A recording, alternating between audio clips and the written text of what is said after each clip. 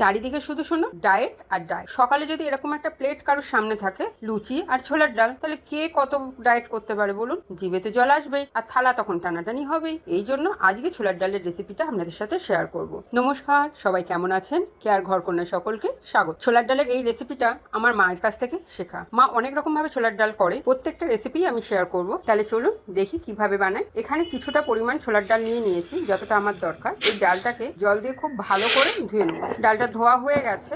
এবার একটা pressure cooker নিয়েছি, তার মধ্যে ডাল আর জল একসাথে দিয়ে দিয়েছি। একটা সিটি দিয়ে নামিয়ে নেবো। এদিকে কড়াইতে তেল গরম হয়ে গেছিল, নারকেলগুলো কুচি করে লবণ হলুদ মেখে নিয়েছিলাম। এবার নারকেলগুলো ভালো করে লাল লাল করে ভেজে নেব। নারকেলগুলো ভাজা হয়ে গেছে, এবার নারকেল কুচিগুলো তুলে নেব। এবার এই তেলের মধ্যে দিয়ে দিলাম একটা তেজপাতা আর দুটো শুকনো লঙ্কা, আর দিয়ে দিলাম কিছুটা মৌরি ফোড়ন।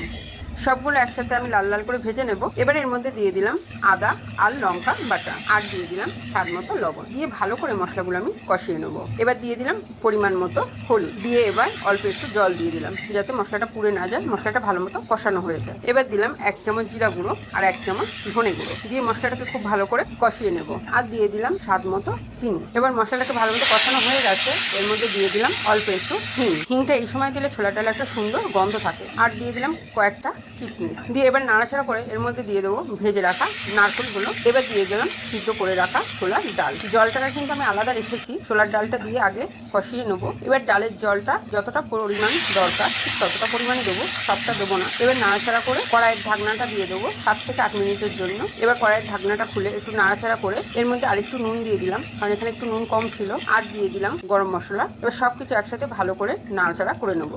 ডালটা প্রায় হয়ে এসেছে, এবার এর মধ্যে দিয়ে দিলাম 1 চামচ ঘি, দিয়ে কড়াইয়ের ঢাকনাটা আমি বন্ধ করে দেবো আর গ্যাসের ওভেনটাও বন্ধ করে দেবো। দিয়ে কিন্তু 5 থেকে 7 মিনিট পরে কড়াইয়ের ঢাকনাটা খুলে সার্ভ করে দেবো। দেখেই মনে হচ্ছে এই রেসিপি তো খুব সহজ, তবে এই প্রসেসে করলে আপনার সাধারণ রান্নাটাও অসাধারণ হতে পারে। তবে একবার বাড়িতে তৈরি করুন, কমেন্ট বক্সে আমাকে কমেন্টে জানান আমার রেসিপিটা আপনার কেমন লাগলো। তবে আজ এই পর্যন্তই থাক, দেখা হবে আবার নতুন কোনো এক রান্না রেসিপি সঙ্গে নিয়ে। তার জন্য আমার পেজটা লাইক আর শেয়ার করতে কিন্তু একদম ভুলবেন না।